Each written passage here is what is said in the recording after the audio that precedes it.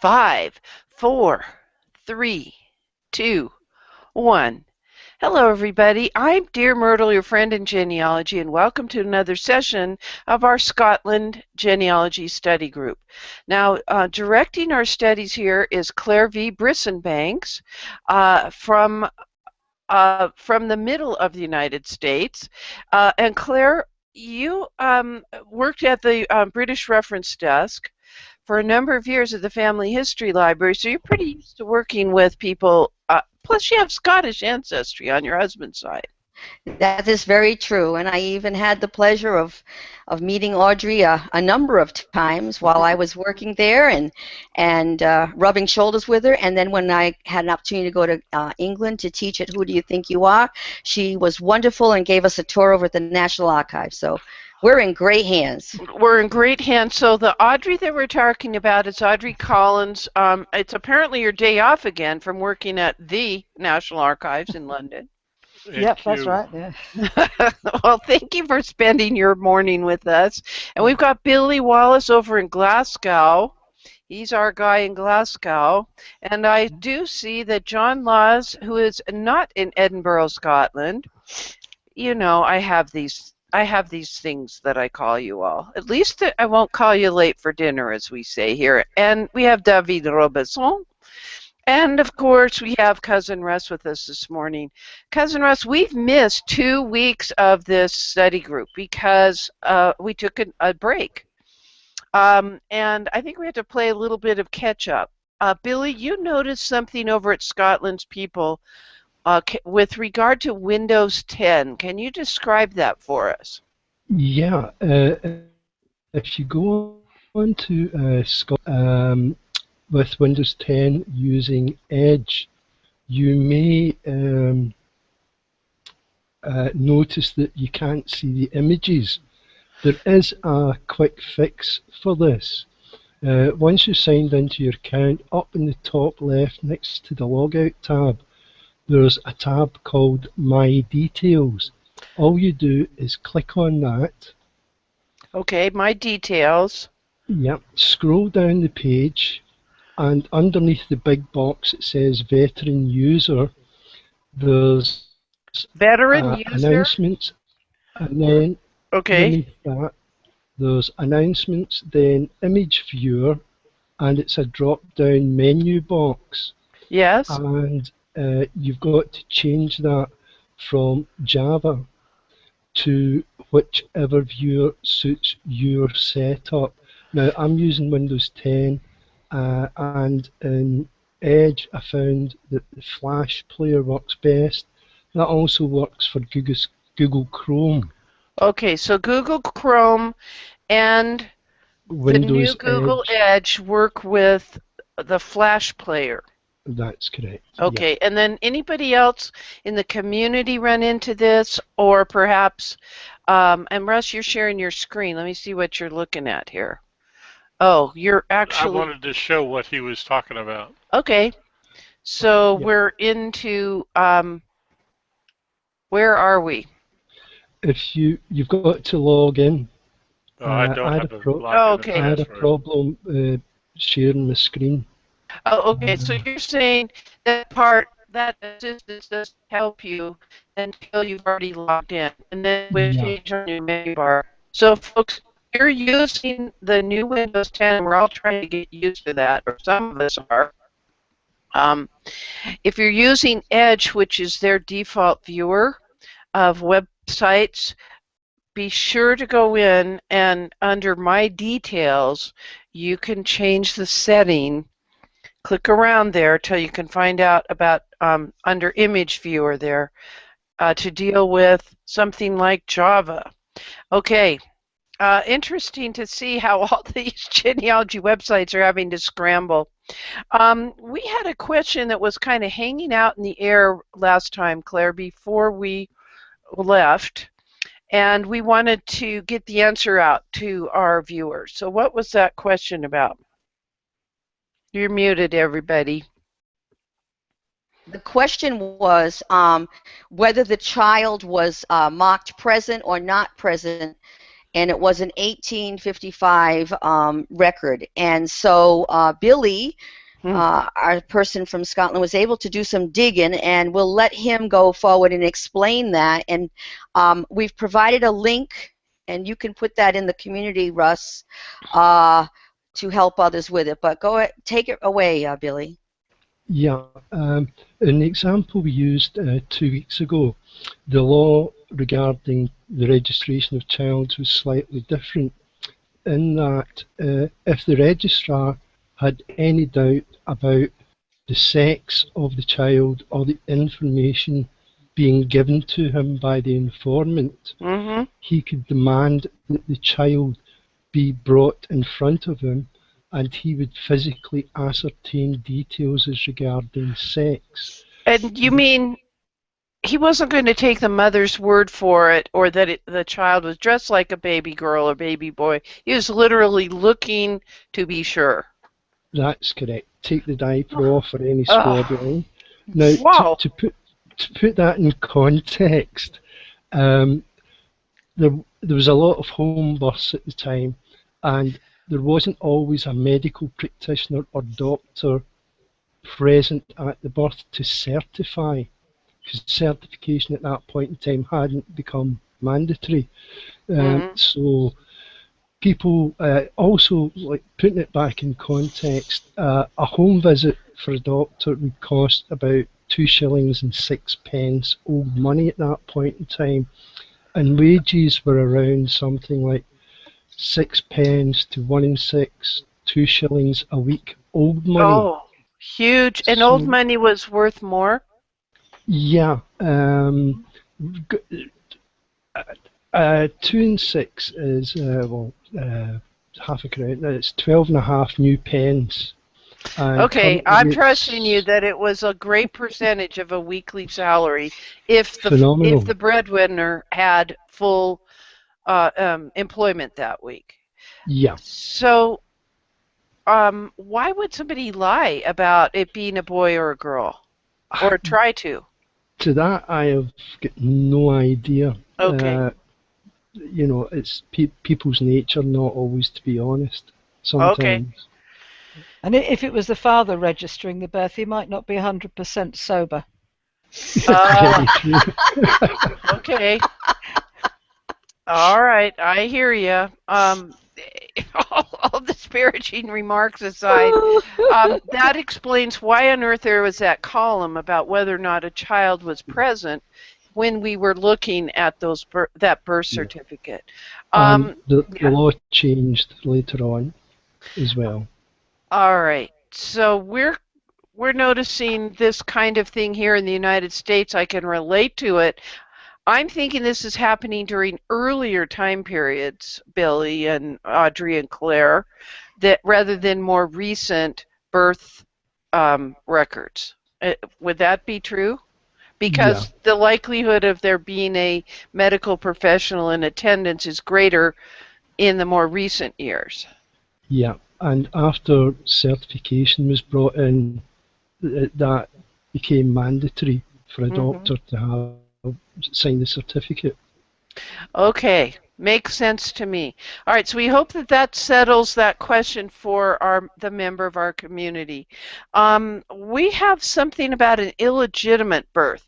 Do you want to talk about it, and I'll go find it in my email here. I definitely have the graphic. No, you don't have the graphic. I have the graphic. Okay, good. I have the graphic. Okay. All right, so share your screen and we'll I share my screen, so I don't know if I need to bring it up, make it bigger, or what. This is William McKidd McEwen, 1861, and this is where they just decided that it doesn't matter whether. I thought this was kind of interesting because I actually list the father right there, but they cross it out. And I followed this through. I tried to find more out about him, and because his name is William McKidd McEwen, and there's John McKidd. Yeah. But right there, notice it does say illegitimate. Okay. A lot of the certificates don't list the dad when it is legitimate. Illegitimate. It just makes it interesting that they actually listed this one and crossed it out, but crossed it out that you can still read it. Yeah. So I'm sure that there are others out there that you can't read it. But it's interesting that it does put Yeah. it. And he was the actual person that he was the surgeon that probably helped with the delivery. Oh, interesting. Let me ask the members of the panel about this.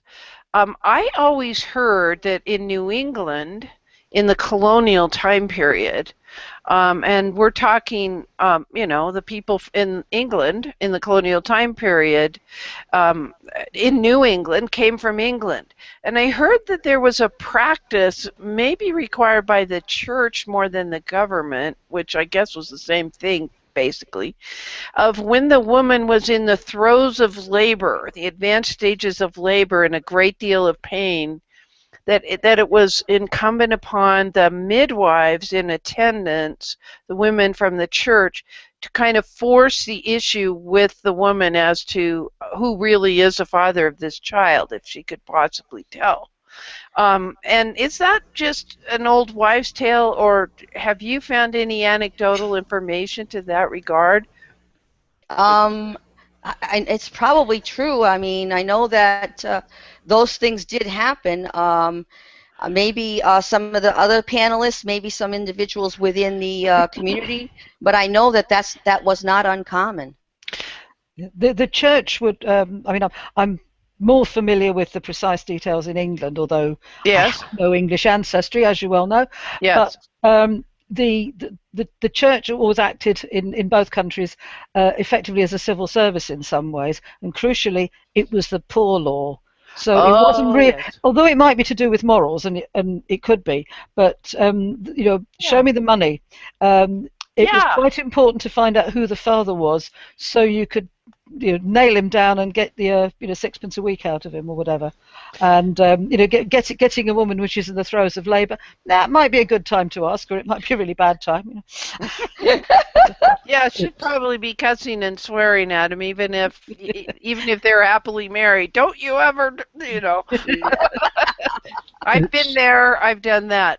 But I get the point that you're bringing up, Audrey, that it probably had to do with, I mean, you mentioned there's probably the moral issue, but greater impact to the community is we've got to get this woman off of public welfare. I'm using that as a general term, but you use the term poor law. We don't need to have the church paying for the upbringing of this child and the care of the woman during her confinement and the postpartum period. And I can see that happening. My records in England, in Bisham, haven't stated anything like that. The most I've seen is that the woman was described as a traveling woman, though she had 8 or 9 children in this same parish that were christened.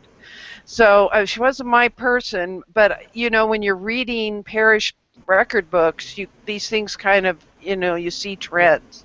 Okay. Yes, David.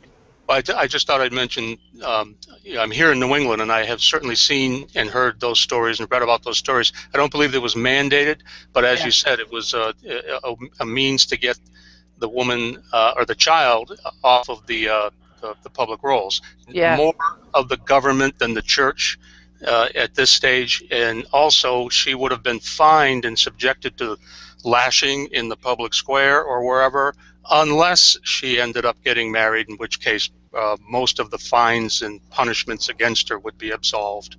Oh. So that was another incentive. She either had to come up with some money or subject herself to being put in the stockade or give it up. And Dave, you are talking about the poor laws in New England at the time, is that correct? Sure. Yep. Yes. Okay, Cousin Russ, are we getting any traction, any discussion in the community about this, or are they There's something going on over there. I'm dealing with it. No comments yet. Okay. I'll bring them in. I was just going to say that I think Billy will, I'm sure, concur with this, that some of the best records for genealogy, bar none, anywhere, are the wonderful poor law records in the Mitchell Library in Glasgow. Yeah. If you're going to be descended from illegitimates and drunks, that is the place to be. And or radicals. I know this from from personal experience. I have spent many hours there, and I know far more than anybody ever needs to know about my own dear ancestors and their near kin. Yeah. Okay, so when you're talking about that library, let me pull up the website for it, and I'll share the link with Cousin Russ. Well, Audrey, I believe Dave will back me up on this. From what I understand, the poor laws and the paperwork behind them are also resource of great information in the records in New England at the time. Okay, here's the library, the Mitchell Library at Glasgow. Boy, they have quite an interesting. Boy, it's a huge library. Yeah, it would be nice if I did that. You gotta beg me around here, you know. It was and probably still is the largest public lending library in Europe. Wow. And a sad tale, actually about half of it was burnt down in the 60s. And they lost a lot during that fire. And had to rebuild the back end of the building. Here's a whole category on their main page: fire alarm upgrade. I think that was a big point of history. Okay, yeah, the back end of the building is also where their family history section is, and you can go in there. It's £15 a day to book a session for the whole day, and you get full access to all the records. Okay, so now there's something, let's see, collections. Here's the Glasgow Family History. I think that's a whole different website, isn't it? No, it's a subsection of the Mitchell. Oh, okay. Okay, I see. Family History at the Mitchell. They advertise their monthly events there. I hear of people here in the U.S. saying, okay, I'm going to go over to Scotland. I have ancestors there. And we're saying, honey, you need to prepare before you go. You need to have already worked through the Mitchell Library website so that when you get to Glasgow, you know exactly what records you want to look at there that are unique. Yes? They have a lot of records there that they're indexed, but the only place you can see the index is at the Mitchell on some really ancient DOS-based computers. But they're absolutely superb. I wish they'd put the stuff online, and the archivist there is dead again. Okay, yeah. We had that problem here in the United States. Can you hear me, Russ? Yes. Okay. And I will say that one of our largest women's lineage organizations here in the U.S. Was willing to put the lineage application information from it available online, but not the supporting documents, and now that's changing. And it has to do with the fact that there was a changeover in who the national president is. And I think that it's really hard for people that are slightly older than perhaps Cousin Russ and I are. I can say that. You're much older, Cousin Russ. I don't actually know if you're older or younger. We may have had that discussion. But anyway, it's hard to make that changeover between sort of getting on the internet and they're worried about about privacy issues and all that. But you're talking records from the 1500s. And Billy, you have an example of one from the 1500s. Is that one you would like me to pull up while you're describing it? Yeah, please. Pat, I went and put an arrow on that. Did you want me to share it or not? Yeah, go ahead and share it. All right. Here we go. And Billy, start talking while she's bringing it up. Okay. So there we go. Okay, so this is just the very top part. And it does say on it that it's this 1575. Okay, go ahead, Billy. This is one of my earliest Scottish old parish records. And as you can see, due to its age, there's a lot of ink leached through, which makes it very, very difficult to read. Yeah, that bleed through, yeah. There's a big change in the language and spelling. Now, if people aren't used to this, there's a good couple of sites, scottishhandwriting.com. Okay, I'll pull that up, scottishhandwriting.com. Go ahead. It deals specifically with the different styles of handwriting and spelling and common words. Now, it took me a few days to get back into this old language because it's not used, obviously. And this reads,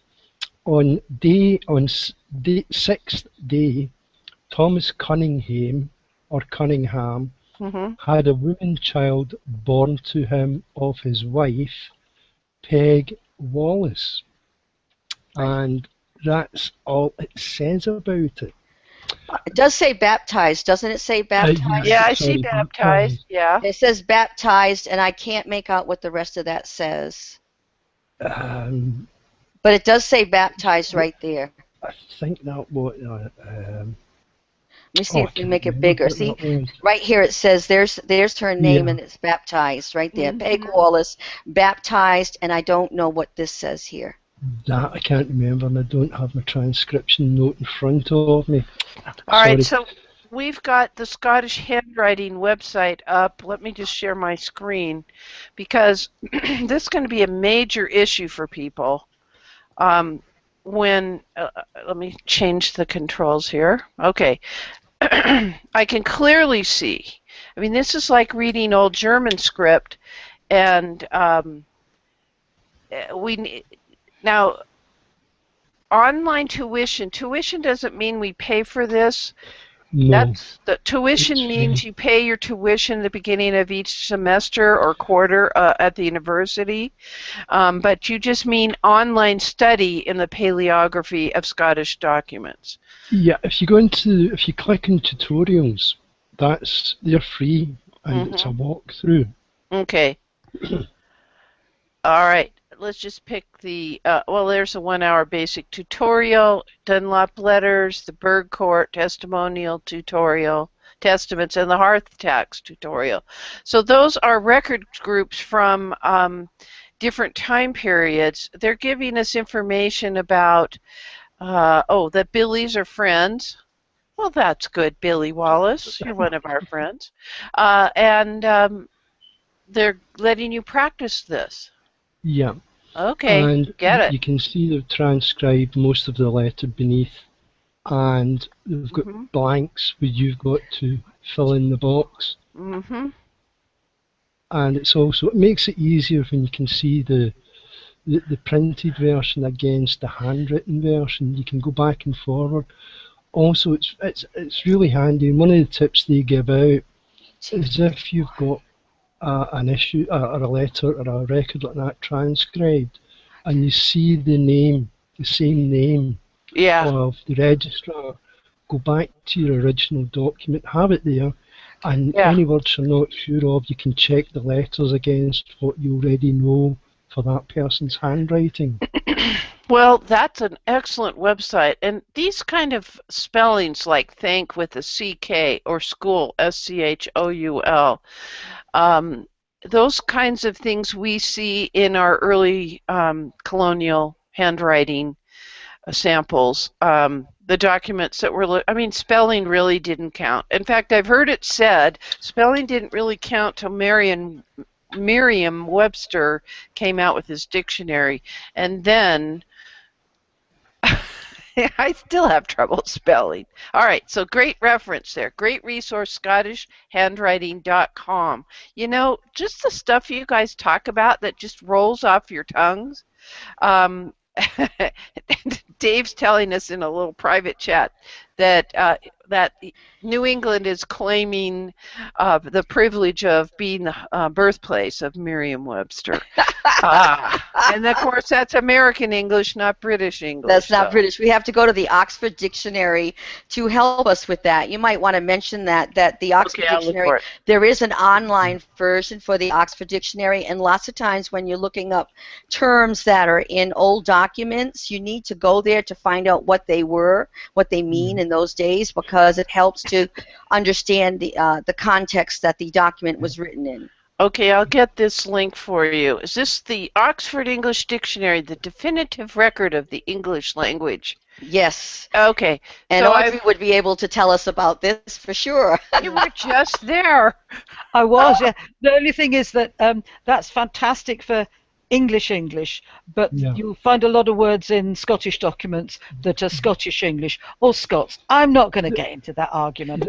Yeah. There are links.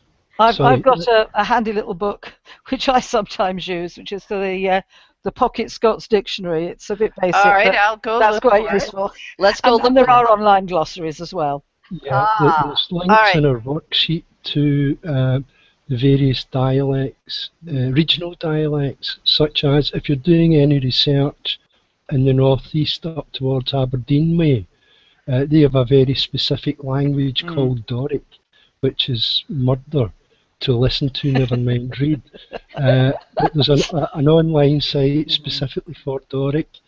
The same with the Shetland and Orkney regions, which are more Scandinavian. Okay, so when I'm watching the PBS series and they use some called Shetland, and they're dealing, that can be a whole different, it's like what we have here in the United States. We have the Southern dialect where they're speaking English, but they use some phrases like they'll call people a colonel, and he's not a colonel in the military, but it was just a term of respect, particularly in the 1800s, early 1900s. He'd probably be a plantation owner kind of a guy, but one that was well liked in the community. All right, I'm at Amazon.com, and I'm trying to find your Pocket English, or I got Pocket Portuguese, where it is. Yeah, this is quite an old book, so I don't know if it's still in print. But there are others around. It's just I got it because it was cheap. Okay, here's the Collins Pocket English Dictionary. I don't think that's what I'm looking for. The one I've got isn't the Collins one. I'm so disappointed. But it said the Chambers one was cheap. I hear ya. Okay, all right. So we've got the handwriting's going to be a challenge, that there is that resource, and that we need to look at the Oxford English and maybe find a pocket. Here's a Pocket Scotch Dictionary. Let me see if this would be any good. Let me share the screen, and we'll try to determine if it is, because you know, of course, I'm dealing with Welsh ancestors, taking only one week-long institute, and getting record books that have. I think I'm going somewhere. There it is. There's my. That looks about the same as the one that she was having. Yeah, I mean, so that one's probably better, but yeah, it looks good. Yeah. Okay, and so I could get it tomorrow if I wanted, dropped in by drones. Okay, and so, but I do recommend that people do that and not just rely on what's available online. Right, and I've really also posted the. Go ahead, just a minute. Let's take Claire, and then we'll take Audrey. Just when go ahead, Audrey. That's right. Finish on that particular topic. I was just going to say that. I mean, Billy made a really good point that there's a lot of difference within Scotland. You know, it's a small country, and even English people don't get that. They think everybody's in Glasgow and Edinburgh, but there's lots of different accents, different dialects, and different customs. So it really makes a lot of difference. You need to know a bit about, you know, if it's Inverness or Glasgow. There's a world of difference. I've got ancestors in both places. Okay. And then, Claire, you wanted to do a follow-up. I was just putting the link from Family Search in the wiki for Scotland handwriting. There's since we're using the guide and stuff from the wiki, make sure that they realize that is available there. All right, and you'll update our research outline to have that link. Let me pull that one up. I did update a lot of links in it, but I don't know if this one's in it, but I will put that in it. I know, it's hard to remember everything and there's the link, the suggestion to go to Scottish handwriting. Okay, and so we're not pushing people off of things like Family Search Wiki, but we're talking to people who know Scottish research here, folks, and they're recommending these sorts of resources to us. And of course, I didn't have the screen on, and so I will now do that. All right, on to our next point on that. Yes. Sorry, Wiki. It also mentions that a lot of the early records were in Latin as well. Well, we're used to that with Catholic Church records, and okay. Got it. There's that Scotland handwriting, and Cousin Russ will share the link with you. Okay, so we're going to go on to that was really hard to read, that 1575. It really is. Oh, Really difficult. And I mean, no matter whether it's a birth, a marriage, or a death, it would be difficult to read that time period. And the same thing with the wills, because the wills go back that far too. And is that typical handwriting style, that particular character set, is that something you're familiar with, Billy, in that time period? I mean, yeah, it's common. that's It quite isn't just common for that period.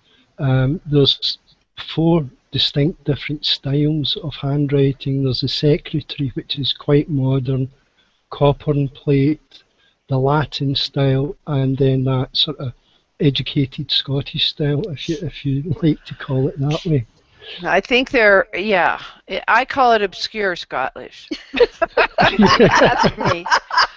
All right, are we ready to move to marriage records? Yes, or? we are. I shall Oh, share my God. screen, and this one here is courtesy of Billy. So we shall go and let him take this one. I'll blow it up a little bit. Okay. Okay, and let's see, Billy, can you see that? Yeah, Oh, maybe it's this is quite a modern one to show you the comparison Yeah. with them. Now, this is an extracted 1956. certified copy of my uncle's first marriage certificate. Mm-hmm. Now, he's published these banns, which is the notice of intent with the marriages, at the registry office. She was called a spinster at 17 years of age. Oh. That's just the legal definition for a female who's never been married before. Okay, got it. So And you get any age could be a spinster.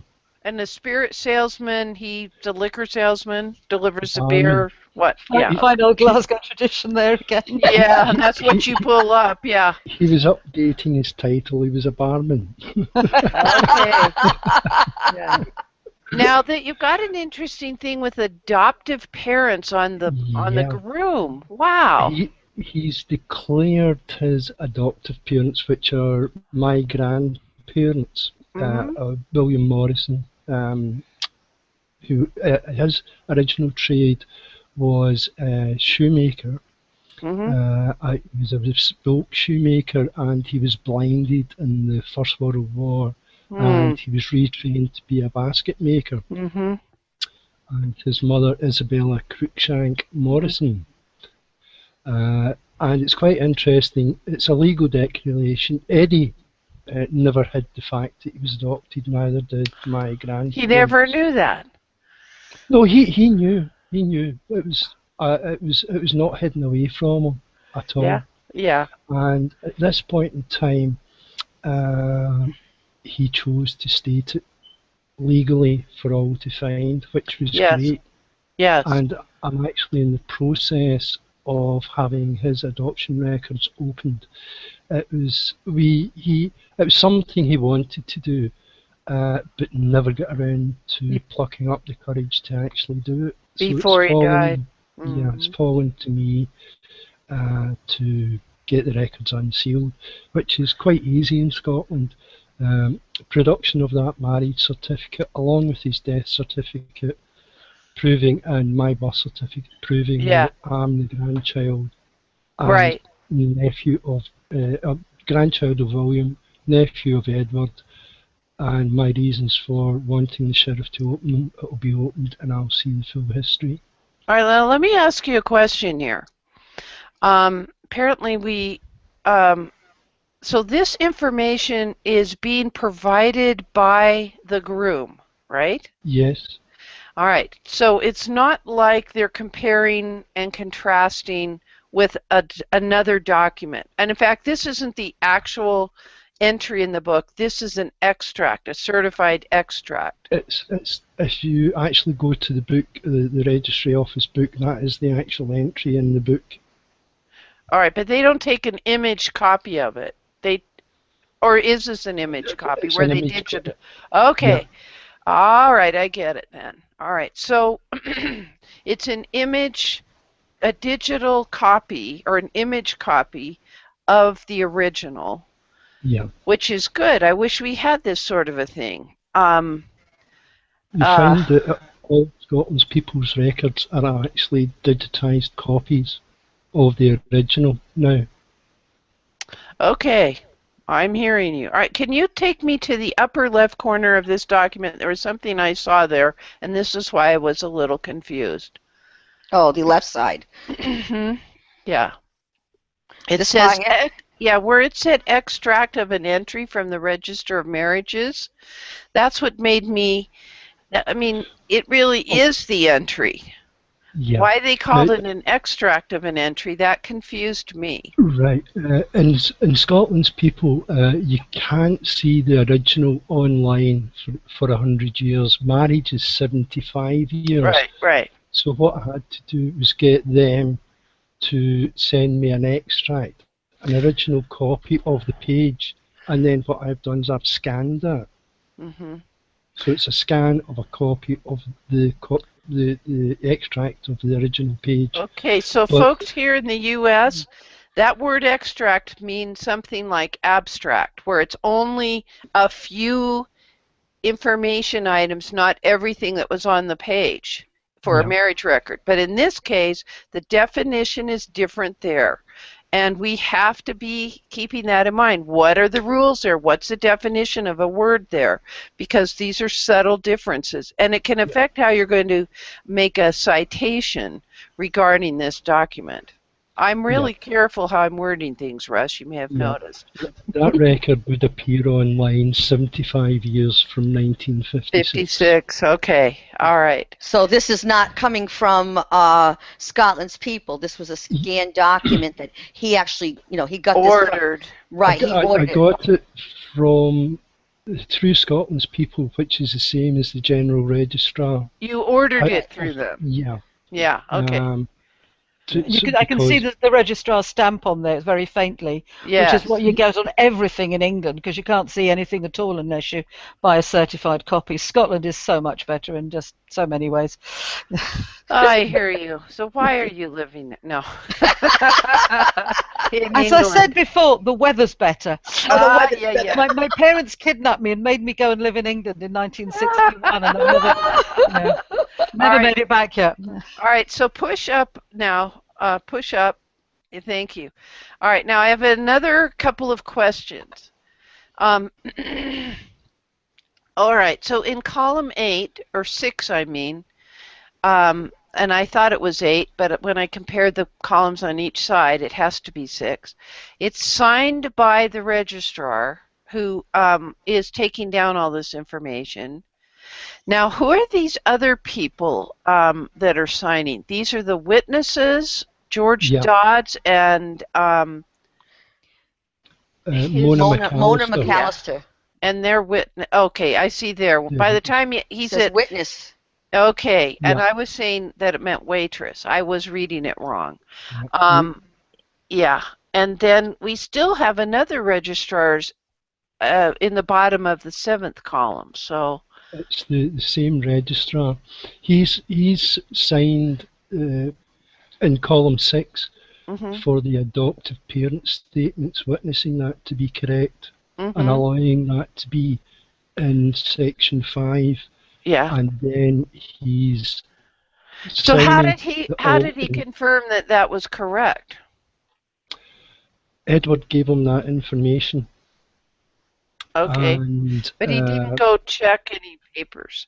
Well, Edward's birth certificate, which unfortunately I don't have at the moment, it's in the Sheriff Court, has a code on it to say it's an amended birth certificate which was issued at the time of adoption, showing William Morrison and Isabella Cruikshank Morrison as Edward's parents.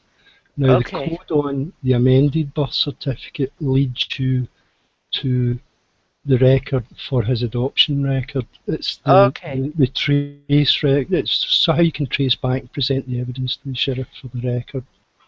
So would I have to, if I weren't adopted and I were getting married in Scotland, would I have to show my birth certificate to prove my identification, and then it would prove who my parents were? Yes. Okay, got it. You would have to present that to either the registry office or the church, etc. 30 Okay. days minimum before the service. Okay. The other interesting thing in Section 5, if Yes. you look down at the June's parents, it's got father, profession grocer, then it's got 3 names for her mother, Marion Farquharson, which is her current marriage, Previously. Sutcliffe, which gives you a marriage prior to the Farquharson, and then her maiden surname. MS. Maiden surname. Yeah, Fisher. maiden surname Whoa! Fisher. What that we had that information. And Hillary has a very apropos comment from the Yes. community. Okay, go ahead, Russ. Hillary says, I sometimes wish I had Scottish ancestry to research much better than English. Mm-hmm. You know what I'm liking about this conversation, Claire and Billy, is you're really spending a lot of time letting us see what a record looks like. So we're really slicing and dicing it so that it makes sense to us, so we can assimilate this information.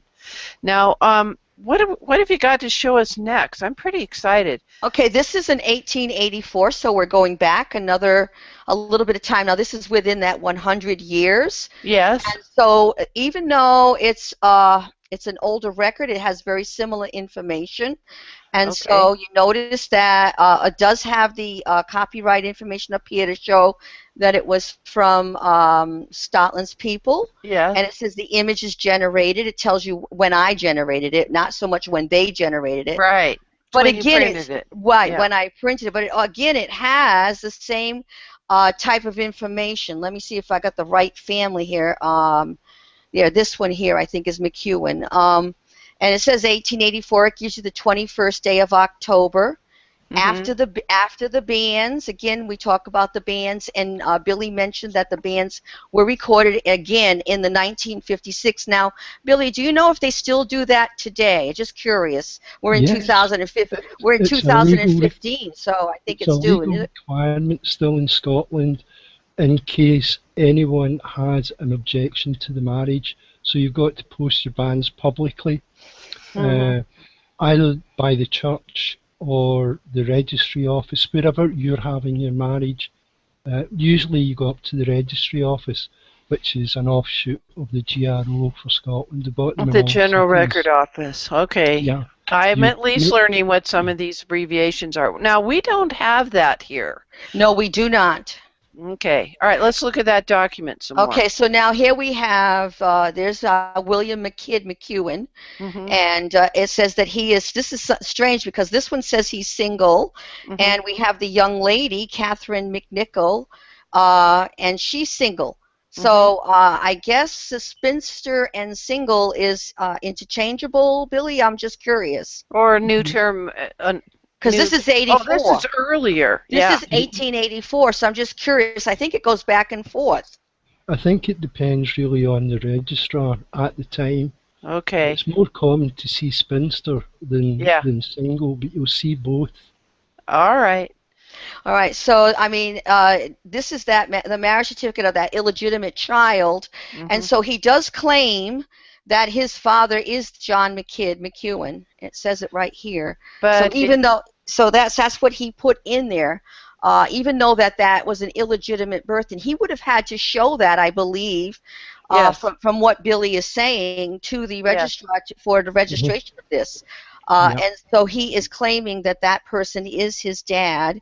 And then, of course, we have Jessie McEwen, and she's deceased at this point in time, and she is a mystery. We find her just a couple of times in records, and we're trying to find. We still don't know where she ended up.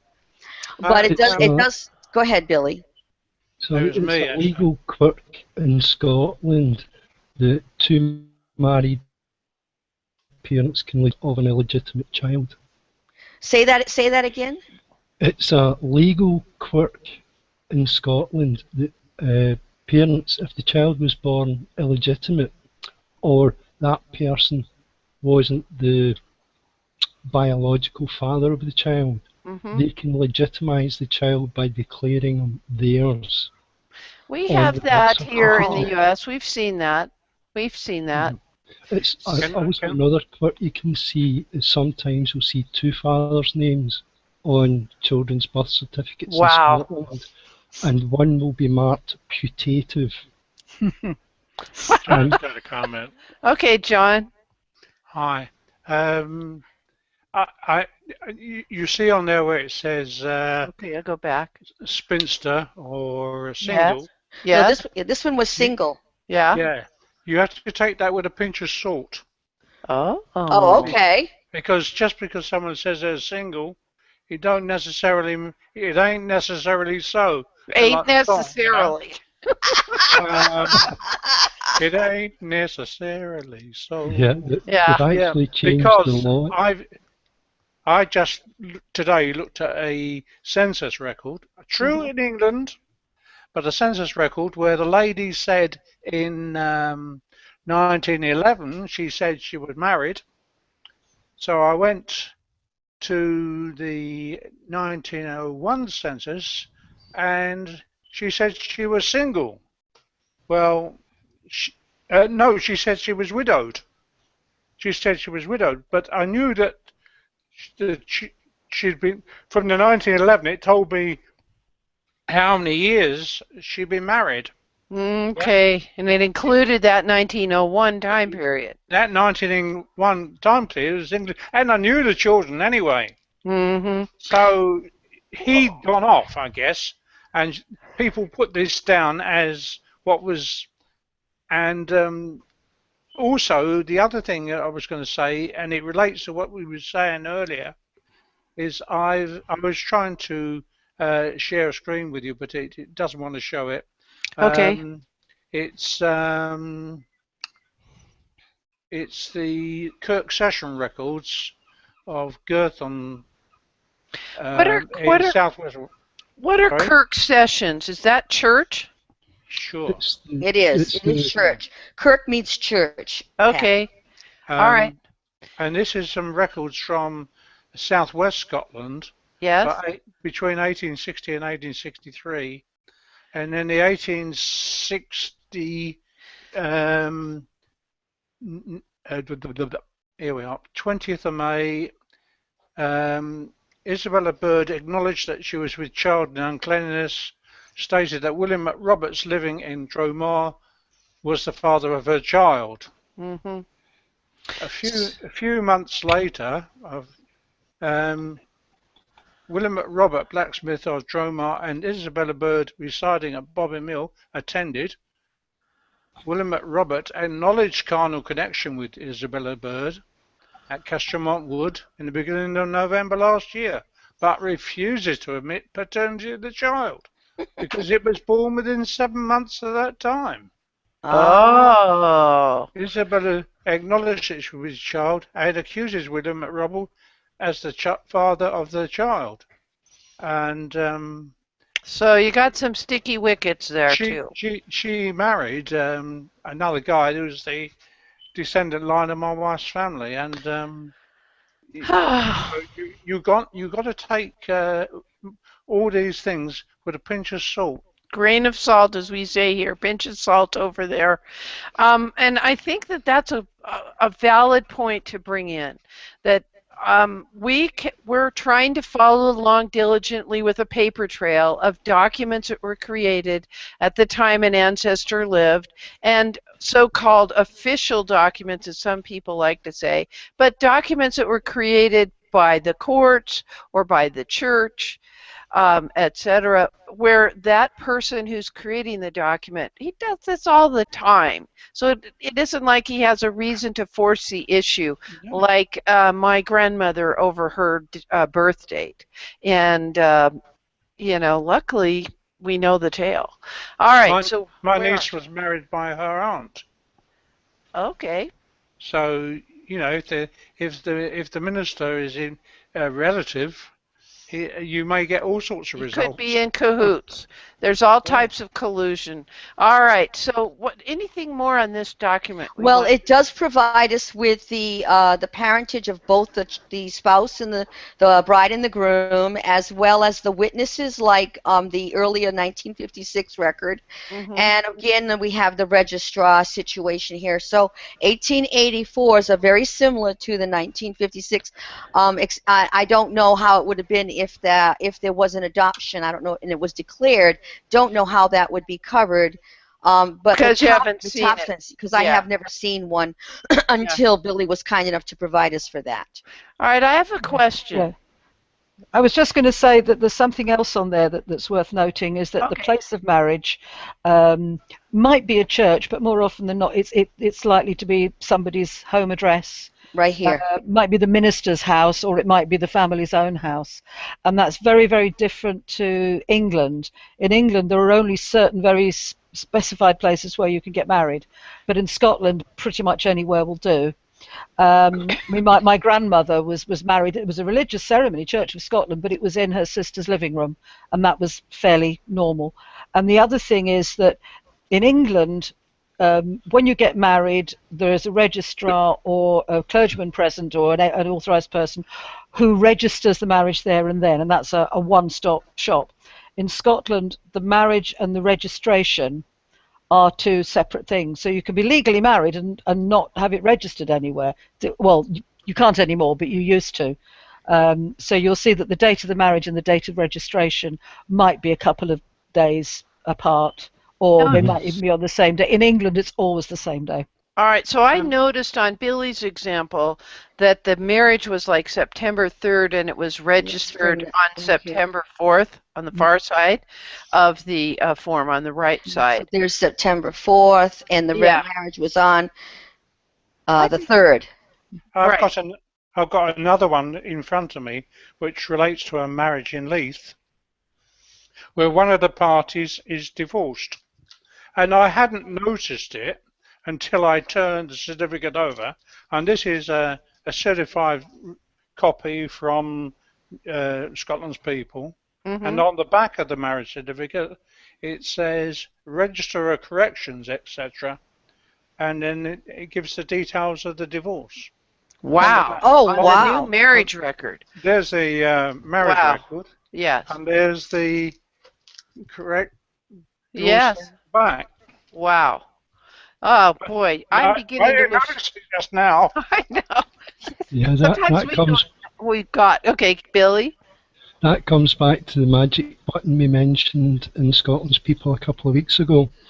If there's an extra registry of corrections entry, you'll have a button for it on Scotland's People, and if you see that button, it's bright red. Go for it. You'll get more information. Pretty darn cool. Yeah, that Audrey, I'm really glad you brought up that concept of where could the marriage take place, because that was my question. Did it have to be performed by a clergyman, a man of the cloth, or do they have things like we have here, where a certain judge could do it, or a notary could do it? And I imagine that changes as you go back in time. Billy, you want to talk about that? And then I'll ask Claire. Go ahead, Billy. Oh, sorry, Claire. Go on, go. Okay, Claire. Well, I mean, Billy, I think it's both of it. I did put some links in there that talked about different ways of getting married. I mean, there is the custom of jumping over a broom and declaring that you are married. There's no record of that until a certain point in time. Those things were legitimate marriages. All right, so that was like in relating to what we're doing here in the United States, because the only way that I can learn is to compare and contrast with what my experience is. So jumping over the broom was something that we think of as the African American communities, slave communities, that's what they would do, and it would be in their small segment of the plantation. That marriage would be recognized, but it wouldn't be recognized by the slave owner, who would just willy-nilly sell off of the groom later or whatever if it suited his fancy. And here historically we had marriage bans, which are with regard to church marriages pending, and marriage bonds, which are with regard to non-ecclesiastical marriages that were being planned. And that even happens historically. So now I want to know more about, did you have to get married in a church, or if you chose not to, who had to be in attendance? Who wants to take that question? Let me know. I'd Yeah. like to say, Okay, go ahead, You want to Audrey. go up? Audrey first. Okay, and Billy could probably correct me on this, but I think it was probably the Marriage Act of 1948 or thereabouts that tidied things up. But prior to that, Scottish marriage law was remarkably relaxed. It was pretty much a statement in front of witnesses could do it.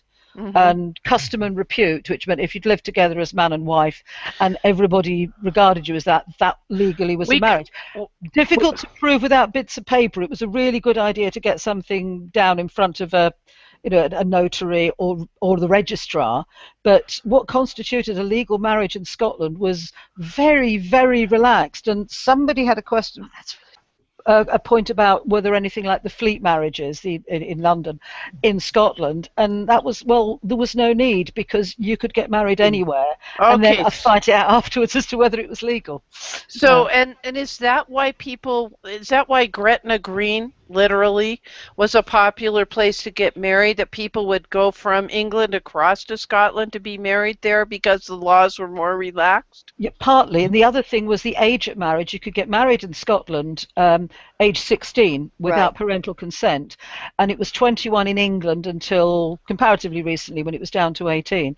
But 16 to 20-year-olds were, if they had any sense, they'd go to somewhere that wasn't Gretna, because that's the first place people would look. But that's why people elope, because you've got that big 5-year gap. All right, and tell me what a fleet marriage is in England. I don't know that answer. It was marriages which were performed not necessarily well, they were not in the Fleet prison, but it was in the area round about the Fleet prison in London, and a number of other places. It was before it was abruptly put a stop to it in 1753 when Lord Hardwicke's Marriage Act tidied things up in England.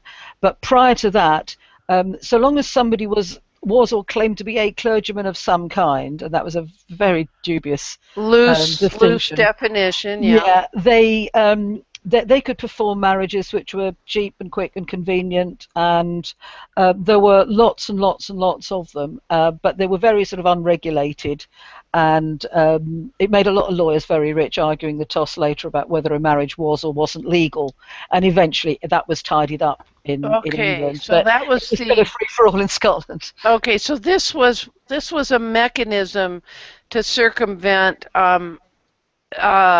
control over marriages. These were irregular marriages. Thank you for this link, John Laws. I appreciate this. I didn't think we'd get this far. I mean, this is quite a good discussion about marriage records. And we've only got about 2 minutes to go. I know. We'll hit the OPR marriage records next week. Not a problem. All right. So, folks, let me, first of all, thank everyone on the panel for being here, because we have covered a lot of irregularities that we might be finding in, for instance, the civil registration. Did we mention free reg and free reg too? I can't honestly remember if we did that. I don't think Not yet. All right. Let's close with that. All right. And then I want to tell you what's happening this week. So there's a place called Free Reg. Let me pull it up, and I'll share the link. And tell us what's happening here, Scotland, with these Scotland records. Apparently, I've got Free Reg 2 up. It's not just Scotland. It's Free Reg. It's a free resource that's trying to digitise and transcribe all the parish register records. Majority's in England, but you can get Scottish ones. The original website is Free Reg, which is the one you've got up just now. Right. And there is no new records being placed on the old site. They're developing Free Reg 2 for the change in Windows 10, Flash being stopped by Google, etc. Yes. And they've optimized this site for all the new software, but all the new records are only going on Free Reg 2. So Free Reg 2 has the old stuff plus the new stuff. So we're trying to push people over to freereg2.freereg.org. Let me give you this link, Cousin Russ. I'm not sure if you have it. Yeah. Eventually, the old site will go offline once they've got everything up on the new site. Okay, thank you. That was Russ who gave us the link to the WikiFleet marriage. And you want me to scroll down? Just on the actual up, where it says England, up in the area under county, you scroll down, you'll see the Scottish side of it. For those who are still working in the Scottish area, they do have some Scottish records. Okay, got it. That's it. Okay, all right, good. All right, we have had quite a discussion today. I'd like to mention something. Cousin Russ has pulled it up on his screen. We're starting a week from, well, let's get this in order. Let me go to our actual community here. So we've got a lot of new things coming down the pike. Let me pull this over. There you go. All right. This coming week under events, we still have Wacky Wednesday to come up for your consideration. That's this evening. We have a couple of ideas up our sleeve. We may have to roll the dice, Cousin Russ, to decide which we'll do. Friday, we're doing a 1-hour kickoff for the worldwide indexing event that's being sponsored by Family Search.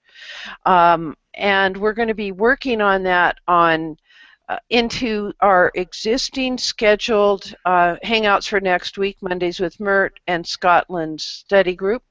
And we're also going to be doing special additional hangouts on Tuesday and Thursday next week in support of this. They don't want a great number of records index. They're going for 100,000 unique indexers. That's their goal over the week. We do have game night Saturday night, Cousin Russ. We do. Kind of cool. And then we got a new thing coming, and I posted about it both on Facebook and, come on, come up. Sometimes this does this in Windows 10. There's a slight delay. You may have noticed, well, I've done a lot of blog posts of late, but there's this new series coming up called What Does She Say?, where we are actually discussing the works of Elizabeth Shown Mills, and I think Cousin Russ has a better graphic for you to look at. Well, we need panelists, and don't panic. Don't panic. It's only about the first 2 chapters of the 3rd edition of Evidence Explained. And if you were to click and read the blog post, I will tell you what we want the panelists to be able to do. First of all, you don't have to be a certified genealogist or an accredited genealogist. You don't even have to know how to do citations perfectly.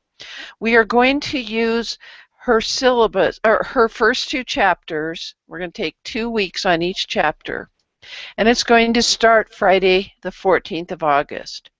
And so we'll be doing not only the fundamentals of citation, chapter 2, but a very interesting fundamentals of evidence analysis. This is a good thing to train our minds, and we're going to go farther into her work with a separate study group, but we just need people who are willing to be on the panel for this short series of 4. Let me give you the link, Cousin Russ, or maybe you've already shared it with the community so that it's right there. I pressed the wrong button. Here you go. I didn't want to put Evidence Explained or Elizabeth Shown Mills in the title. I like spunky little titles. That's why I came up with, What Did She Say? You know. And we're going to have some fun with that.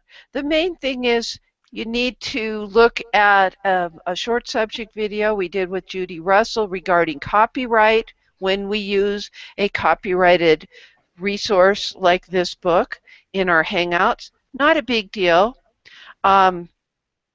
We need to have those panelists own a copy of the 3rd edition, and you can own the digital or the hard copy.